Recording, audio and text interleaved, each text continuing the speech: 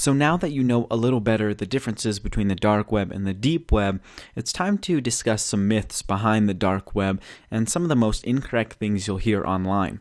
To start off, the dark web is often represented as too scary or dangerous to access. Also, that it is immense, that only criminals use it, that red rooms are everywhere, that you can stumble on scary sites, that the deep web and the dark web are the same things, and that you will get arrested for accessing it. So let's go through these one by one to see why they're not true. To start, the dark web is often represented as too scary or dangerous. The dark web in actuality is often used for political freedom. It's the only free form of internet left, and you can use it for almost anything you want. The security on it is a lot higher, and you have a very small chance of stumbling on something scary. And contrary to most people's thinking, you won't be randomly hacked or sought out by using the dark web. The next myth we'll tackle here is that it is immense. Obviously, we talked about this a little bit earlier, but the dark web is only a tiny fraction of the internet, representing about 0.03%.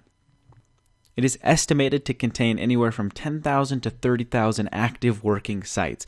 However, this is just an estimation. Nobody really knows for sure because it's very difficult to index and learn about these sites. But for such a small sector like we talked about before, it does have a very large impact, which may make it seem immense. The next myth we'll talk about here a little bit is that only criminals use it. It's actually used very often by political activists, and again, it can be used for anything, guys. That doesn't just mean it needs to be used for drugs, it can be used for a bake sale as well.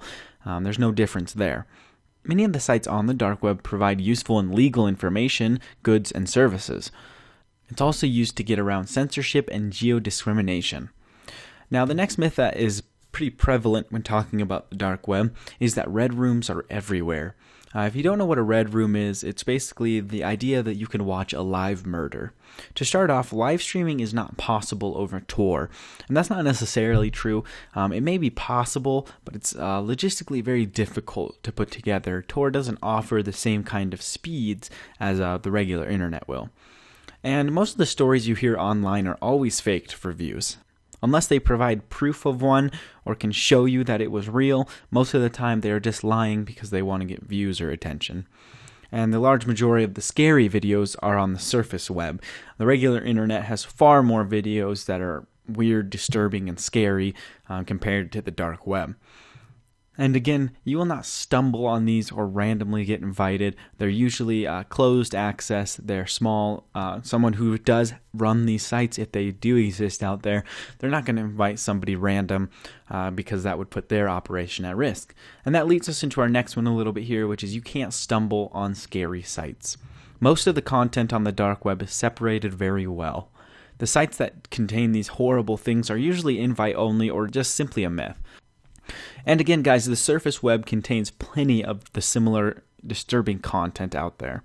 And in the end, if you don't want to see it, you won't. Don't search for it and you won't find it. That's the whole idea behind that. The next myth we'll discuss here is that the deep web and the dark web are the same thing. We talked about this in the last module, but we'll go over it one more time just to be sure everyone understands it. It's important to remember the dark web is a small part of the deep web. It is considered part of the deep web, but it's only a very small portion.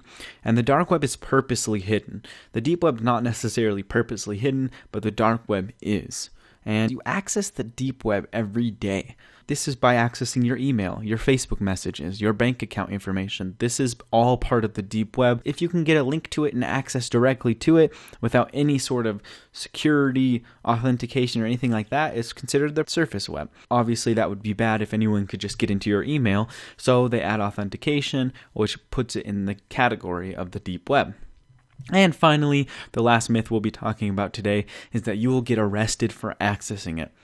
In most every country, it is completely legal to access and use the dark web. The only few countries that it is not are, countries like North Korea or something like that. They don't even let them have internet there, so it doesn't really count. But every other country, you're fine. And in the end, you aren't breaking a law until you actually commit a crime. Just because you view the drug marketplaces doesn't mean you're breaking a law. It's only when you actually buy the drugs that you're breaking the law.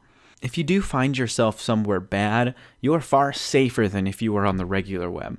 If you're using Google Chrome and you stumble upon a pretty iffy site, that information is usually logged to your Google account if you're signed in, or Google can see it as well, and they keep that. When you're on the dark web, that information isn't really kept anywhere, and if it is, even though someone can see that information, they don't know exactly who you are, which makes it a lot safer. So hopefully you have a far better understanding of what exactly the dark web is. It's really actually a place where people can use the internet freely and safely without being tracked or followed by like government agencies, which is a worry for a lot of people nowadays since we have a lot less internet security.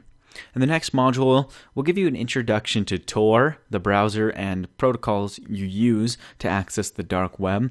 And then we'll start exploring some of the more core concepts you need for the dark web before we actually get hands-on in section 2 with the dark web.